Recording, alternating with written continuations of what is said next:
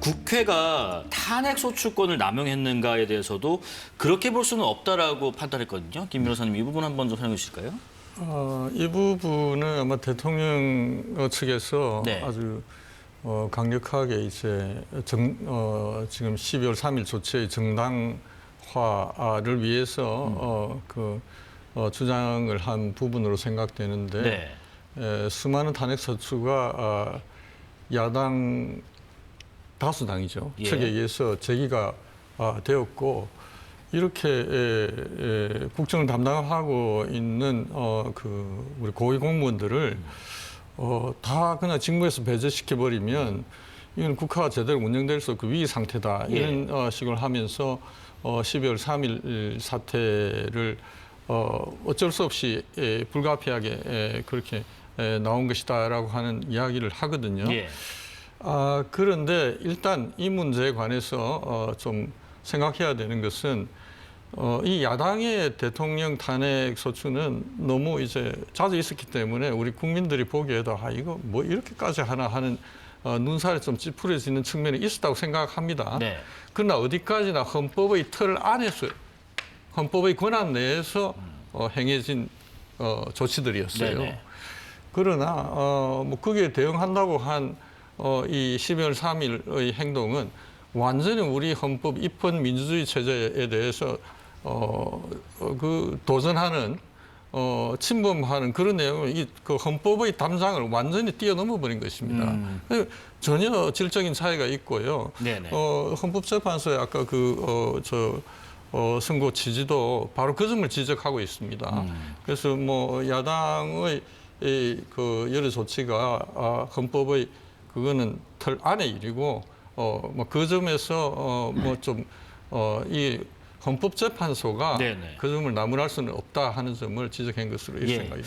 김성태 의원님 의견은 좀 다르실까 싶기도 한데 일단 국민의힘 측에서는 줄곧 이 국정 운영을 할 수 없도록 계속 탄핵을 위한 탄핵을 해서 마비가 됐다 이런 주장을 해왔지 않습니까? 예, 그렇습니다. 이제 국회 작년 총선을 통해 가지고 이제 민주당이 국회에서 절대 의석을 가졌죠. 그렇지만 그런 측면에서 이제 윤석열 대통령의 국정 운영은 여소야대 정국을 가지고 국정을 운영하기는 상당히 어려운 것은 사실입니다. 그렇기 때문에 과거에 이제 그렇더라도 이 문제는 정치로 풀어야 되는 거죠.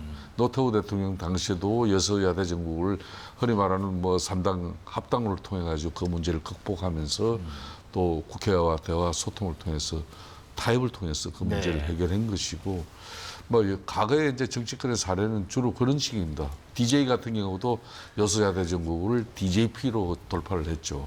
그런 식이었는데 작년 특히 4월 총선 이후에 여소야대 정국은 대한민국 헌정사에서 상당히 좀 심할 정도의 위기였어요.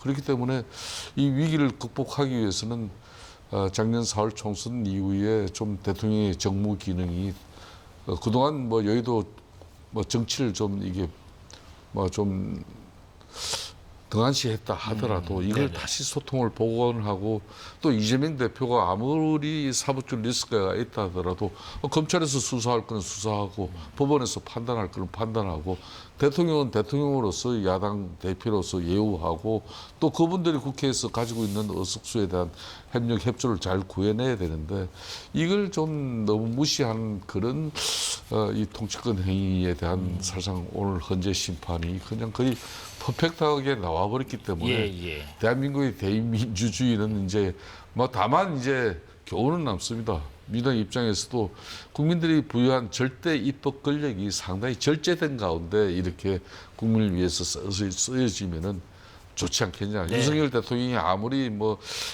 야당 대표를 좀 소홀히 대하고 또 대화 소통이 부족했다 하더라도 일당으로서 국회 제1당으로서 입법 권력이 이 국가적 불행을 초래할 수 있는 그런 측면에서 대결의 장으로서만 승부를 보려고 했던 것은 즉 정치를 실종시킨 것은 이거는 민주당도 대단히 큰 실수다 이렇게 보는 거죠. 이것에 대한 부연은 제가 다음 질문 좀 드리면서 최 의원님께도 좀 여쭤볼게요. 쟁점별 판단도 좀 짚어볼까 합니다. 우선은 비상계엄 선포가 적법한가? 바로 이 부분입니다. 피청구인이 주장하는 국회의 권한 행사로 인한 국정마비 상태나 부정선거 의혹은 정치적, 제도적, 사법적 수단을 통하여 해결하여야 할 문제이지 병력을 동원하여 해결할 수 있는 것이 아닙니다. 피청구인은 이 사건 계엄이 야당의 전횡과 국정위기 상황을 국민에게 알리기 위한 경고성 계엄 또는 호소형 계엄이라고 주장하지만 이는 계엄법이 정한 계엄 선포의 목적이 아닙니다. 이 사건 계엄 선포에 관한 심의가 이루어졌다고 보기도 어렵습니다. 그 외에도 피청구인은 국무총리와 관계 국무위원이 비상계엄 선포문에 부서하지 않았음에도 이 사건 계엄을 선포하였고 그 시행 일시, 시행 지역 및 계엄사령관을 공고하지 않았으며 지체 없이 국회에 통고하지도 않았으므로 헌법 및 계엄법이 정한 비상계엄 선포의 절차적 요건을 위반하였습니다. 지금 뭐 말씀 쭉 들어보면은 이런 것 같습니다. 절차적으로도 또 목적성 차원에서도 또 내용적 측면에서도 옳지 않은 판단이었다. 그러니까 아까 김성태 의원님 잠깐 말씀하셨던 것처럼 정치 행위로 좀 풀었어야 될 문제가 통치 행위에만 국한된 거 아닌가 하는 의견도 있는 것 같고요. 여기에 대해서 최인호 의원님, 지금 뭐 또 하나 있지 않습니까? 국무회의가 실제로 이뤄졌는가도 좀 봐야 되고 헌법재판소는 어쨌든 지금 결론적으로는 절차적 요건이 위반됐다 이런 비판과 판단을 했네요. 그렇습니다. 뭐 계엄의 헌법적인 절차와 요건에 전혀 부합하지 않는 중대한 헌법 위반이다라고 이제 헌법재판소가 판정한 것이죠. 예. 우선 이제 절차와 관련해서는 뭐 누구나 다 뭐 알다시피 계엄은 국무회의에 심의를 거쳐야 되고 또 부서가 있어야 되고 또 지체 없이 국회에 통고해야 되는데 어떤 절차도 지켜지지 않았다. 한덕수 국무총리가 국무회의의 부의장 자격으로 헌법재판소에 출석을 해서 정상적인 국무회의가 아니었고 흠결이 많은 국무회의였다라고 진술을 했습니다. 그것은 뭐 정상적인 국무회의가 열리지 않았다는 것이고 당연히 부서가 들어가야 되는데 부서 행위도 없었다 하는 것이고요. 막 그런 측면에서 헌법재판소 재판관들이 이 부분에 대해서 5번이나 물었습니다. 정치인 체포와 관련해서 12번 물었고 그 다음으로 많이 물은 것이 과연 절차를 지켰는가 하는 부분에서 명백하게 한덕수 국무총리가 국무회의 자체가 성립되지 않는다라고 했기 때문에 뭐 위중한 헌법 위반이다라고 이제 판결을 한 것이고요.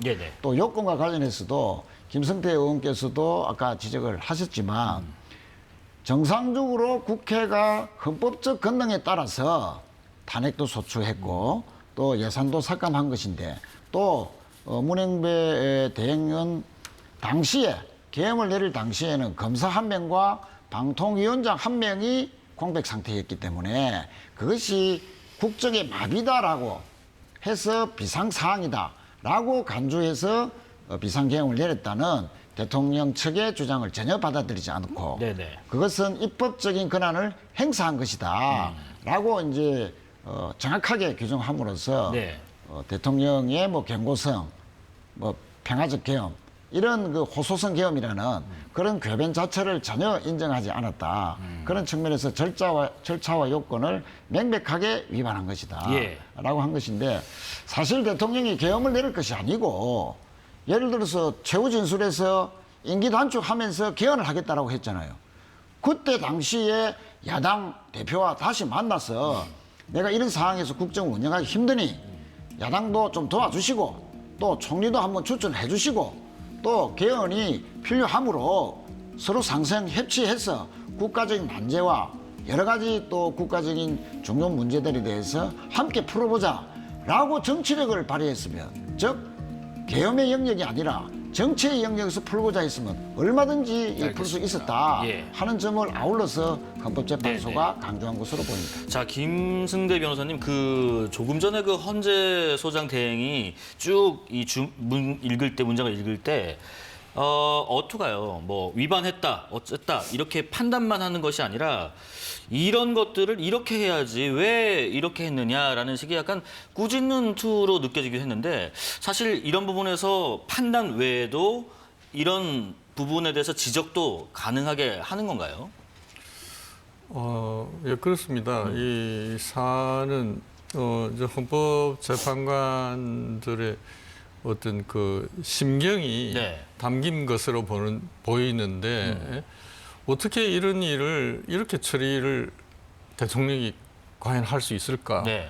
하는 측면에서 뭐 판결 결정문에 원래는 판단만 실어야 되겠죠. 네. 그런데 그 뉘앙스가 이건 정말 대통령 헌법 수호자인 대통령으로서 할 일이 도저히 못 되었다 하는 그런 생각이 있었기 때문에 네. 그것이 이제 같이 결정문에. 표출된 것으로 이렇게 생각이 됩니다. 네, 네.